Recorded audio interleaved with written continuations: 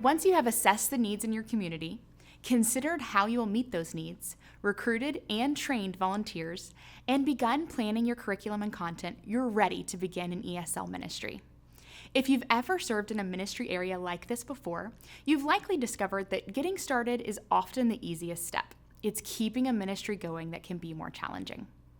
Serving in any area of ministry, including ministry to language learners, means counting the cost.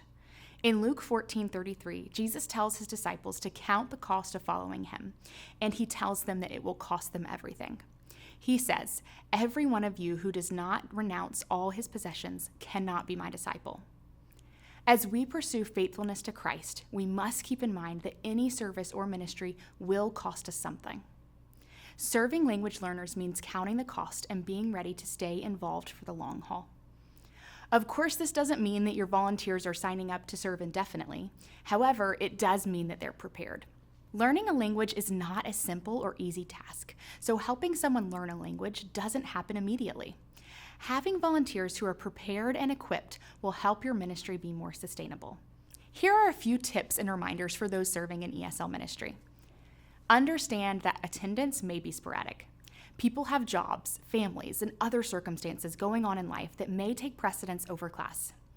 In addition to this reality, learning a language is challenging and can sometimes be discouraging. Don't take it personally if your learners aren't present for every class. Understand that learners will have varying levels of proficiency within the same class. Some learners will need more help than others, and some will be able to work more independently than others. Remember that our goal is to serve them however we can, wherever they are, and to share the love of Christ with them. Understand that language acquisition can be a slow process. Depending on your learner's progress, you can structure how you introduce new vocabulary and how you will implement student interaction to increase learning. However, nothing can fast-track the process of someone learning a new language. Stay consistent, facilitate verbal communication and encouragement, and as much as possible, be patient. Finally, schedule breaks into your calendar.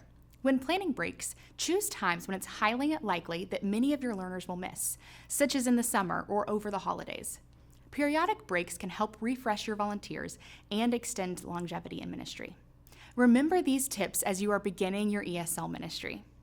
Keep your volunteers equipped and encouraged, and remind them that every moment invested, every conversation, every encouragement, every lesson is a part of a bigger picture, showing Christ's love to people who are learning not just a new language. They're learning more about the God who created them and loved them enough to send his Son for their salvation.